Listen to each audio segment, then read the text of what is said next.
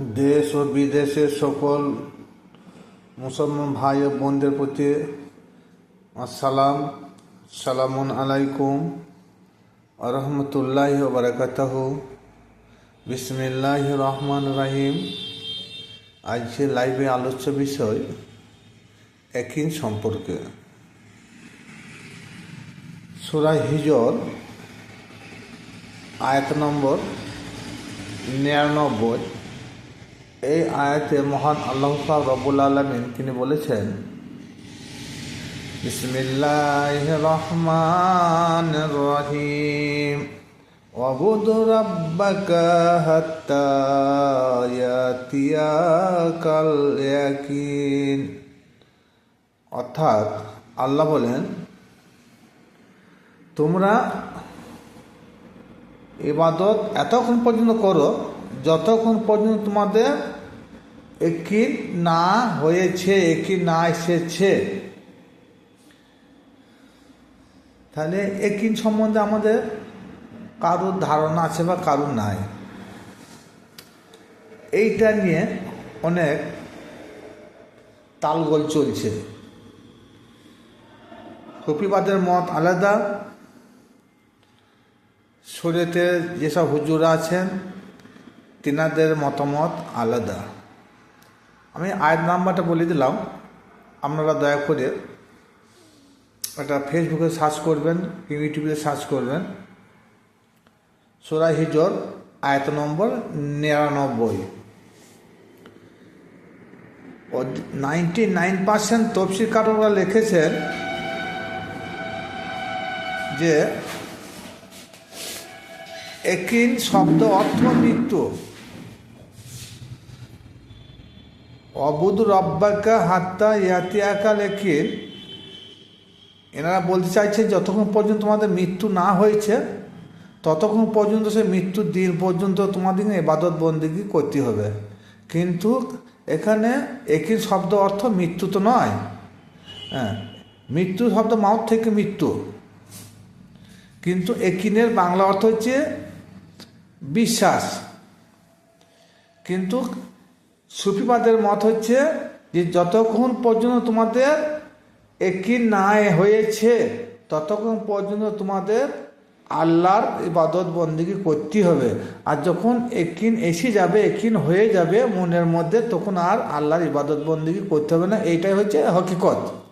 কিন্তু বর্তমান আলেমরা, বর্তমান হুজুররা এটাকে সম্পূর্ণ উল্টে দিয়েছে। আর যদি উল্টে না দেবে তাহলে ওনাদের আর চাকরি থাকবে না। ওনাদের চাকরিটাকে স্থায়ী করার জন্যে এটাকে তেনারা জোরপূর্বক এই আয়াতের মানেটা এটাই করেছে। কিন্তু এত ডিকশনারি খুলুন, গুগলে সার্চ করুন ইয়াকিন শব্দের অর্থটা কী।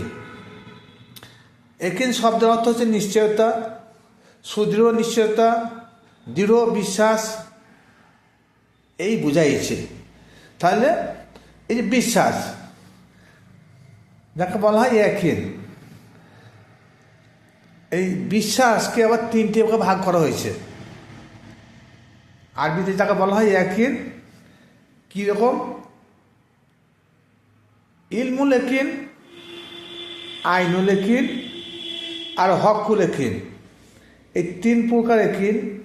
ইলমুল ইয়াকিন কাকে বলা হয়? পড়াশোনা করার পর যেটা পাওয়া যায়, বোঝা যায়, যে জ্ঞানটা উপলব্ধি করা যায়, তার নাম হচ্ছে ইলমুল ইয়াকিন। ইল মানে জ্ঞান, জ্ঞান অর্জন করে যেটা পাওয়া গেছে, পড়াশোনা করে যেটা পাওয়া গেছে, তার নাম হচ্ছে ইলমুল ইয়াকিন। আইনুল ইয়াকিন, আইন শব্দ হচ্ছে চোখ।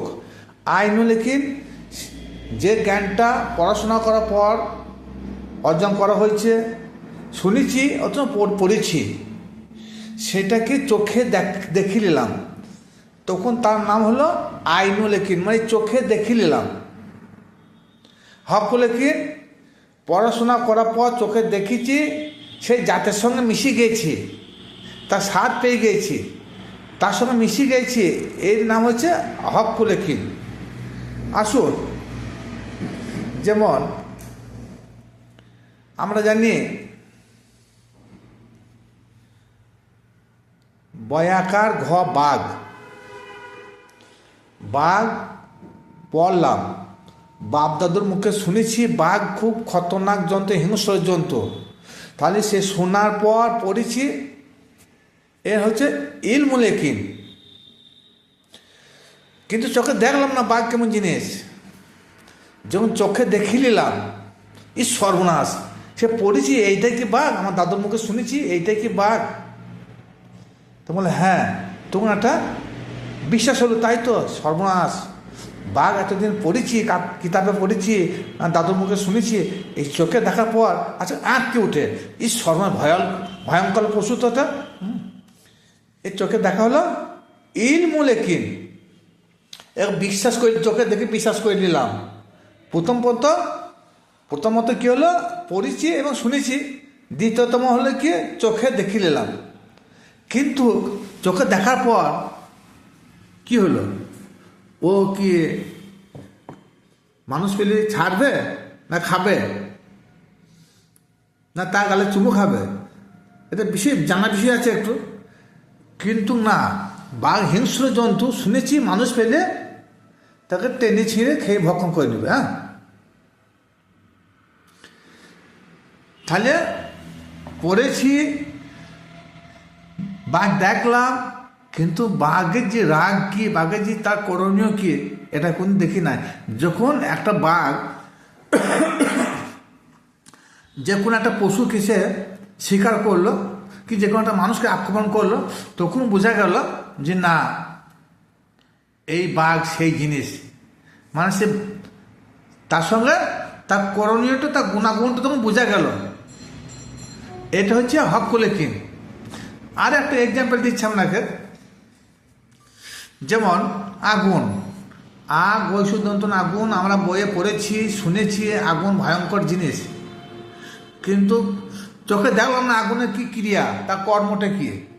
যখন দেখলাম যে একটা দেশলাই কি একটা ফায়ারিং করলাম, খড়ের পয়লা দিয়ে দিলাম, কি হলো, আগুনটা দাও দাও করে জ্বলছে। এবারে যখন ম্যাচিসটা ফায়ার করলাম, তখন তার আগুনটা বোঝা গেল, কিন্তু আগুনের কর্মটা কোনো বোঝা যায় না। যখন সে আগুনের মধ্যে কাকুই ফেলি দেওয়া হলো, আগুন যাকে গ্রাস করলো, তখন সে আগুন আর মানুষ দুটোতে অ্যাডজাস্ট হয়ে গেল, মিশ্রণ হয়ে গেল, কী হয়ে গেল, একটা নতুন রূপ ধারণ করলো। সে মানুষও থাকলো না, সে আগুন থাকলো না, কী হলো, একটা কাঠ কয়লার মতন পুড়ে সে ছারকার হয়ে গেল। তাহলে আগুন পড়েছি, শুনেছি, চোখে দেখলাম, এবং তার ক্রিয়াটা, তার গুণটা প্রমাণ হলো। তাহলে এখানে কি বোঝা গেল, আমরা যারা আল্লাহ আল্লাহ করি, আল্লাহ পড়েছি, বইয়ে দেখেছি, শুনেছি আল্লাহ আছে, আল্লাহ আছে, আল্লাহ আছে, আল্লাহ দেখি নাই। এই পড়াশোনার নাম হচ্ছে ইলমুল ইয়াকিন। যখন আল্লাহকে দেখি নেব, তখন হবে আইনুল ইয়াকিন, চোখে দেখেছি। এবার আল্লাহর যে গুণ আছে, সেফাতি গুণ, সেই গুণের সঙ্গে যখন আপনি আমি মিশে যাব, তখন হবে হক্কুল ইয়াকিন, জাতের সঙ্গে। হ্যাঁ, আমি যখন সে মিশিয়ে দিতে পারবো, তখন হক্কুল ইয়াকিন, আল্লাহর বান্দা তখন দুটো এক হয়ে যাবে, ফানা হয়ে যাবে। জায়গায় ফানা ফিল্লা বলা হয়, ফানা ফিল্লা থেকে আস্তে আস্তে বাঁকা বেলায় চলে যায়। যখন মানুষের ফানা ফিলা থেকে বাঁকা বিলায় চলে যায়, তখন তার আর ইবাদত বন্দিকে আর প্রয়োজন নাই। আর বাঁকা বিলা মানে কি, সে কোনদিন তার কোনো সাধারণ দুনিয়াদারি কোনো লোভ থাকে না, কোনো কাম বাসনা থাকে না। সে তখন আল্লাহই আল্লাহ, তার প্রত্যেকটি অঙ্গ প্রত্যঙ্গ আল্লাহ ছাড়া কিছুই বলে না। দুনিয়াদারি সমস্ত মহব্বত সে ভুলে যায়। সে দুনিয়াদারি চাওয়া পাওয়া, কাম বাসনা সব তার মন থেকে চলে যায়। দুনিয়াতে সে মরার আগে সে মৃত্যুবরণ করে নিয়েছে, এখন তার আর মৃত্যু নাই। তাই জন্য আল্লাহ পাক রব্বুল আলামিন কি বলেছে, যে তোমরা মরার আগে একবার মরে যাও। তা আমরা কিন্তু কেউ মরার আগে মরতে পারলাম না। আর মরার আগে মরার উদ্দেশ্য হলো এইটাই, আমাদের চাওয়া পাওয়া, কাম বাসনা, মদ মোহ মাসজ অহংকার সব আমাদের মন থেকে সব বিদায় যখন নেবে, তখন জানতো আমরা একজন মরায় পরিণত হয়ে গেছি। কিন্তু আল্লাহ পাক রব্বুল আলামিন এই মরার কথা বলেছে, এই মরার আগে মরতে বলেছে। এই জন্যে তাই তো এর তো কোনো চাওয়া নাই, পাওয়া নাই, খাওয়া নাই, কাম নাই, বাসনা নাই, রাগ নাই, হিংসা নাই, নিন্দা নাই। এই হচ্ছে একজন মানুষ, সেই মানুষ যে মরার আগে মরে গিয়েছে। এবার আসুন, যেটা মূল উদ্দেশ্য,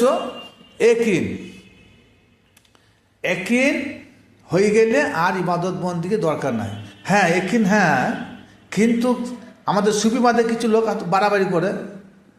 একিন আমার মৌখিকভাবে আমরা আল্লাহকে দেখেছি,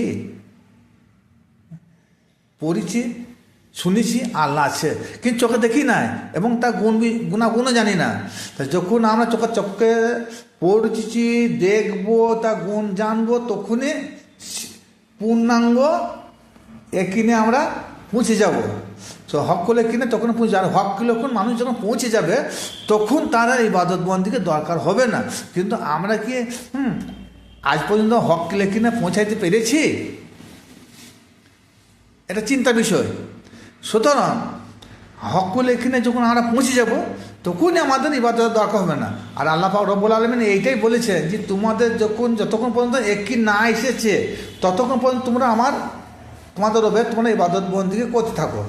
তাহলে ওই একিন আস্তে আস্তে কতজনা গুজরে যাচ্ছে, মারা যাচ্ছে। কিন্তু একিন এত সহজে ওই আইনুল একিন, আবার হক একিনে পৌঁছানো অত সহজ নয়।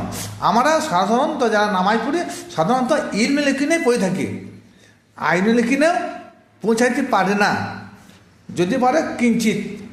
কিন্তু তারপর আছে হকুল একিন। হকুল একিন কজনা পৌঁছেছে রিয়াল। তাহলে আমাদেরকে ওই সূরা হিজরের 99 নম্বর আয়াতের মানে কাজে পরিণত করতে হলে আমাদের কিন্তু ইলমুল একিনা থেকে আইনুল একিনে আসতে হবে। আইনুল একিন থেকে যখন হকুল একিনে যখন পৌঁছে যাবো তখন আমাদের আর ইবাদত বন্দিকে দরকার নাই। তখন সেটা কী হবে? সে তখন আল্লাহর গুণে গুণান্বিত হয়ে যাবে। তার জন্য আল্লাহ পাক রব্বুল আলামিন সূরা বাকারায় বলেছেন, সিবগাতাল্লাহি ওমান আসানু মিনাল্লাহি সিবগা, যে তোমরা আমার রঙে রঞ্জিত হয়ে যাও। এখানে রং বলতে লাল, হলুদ, ব্লু, কালো, সবুজ এসব রঙের কথা বলা হয় না, এখানে গুণ বিশিষ্ট রঙের কথা বলা হয়েছে।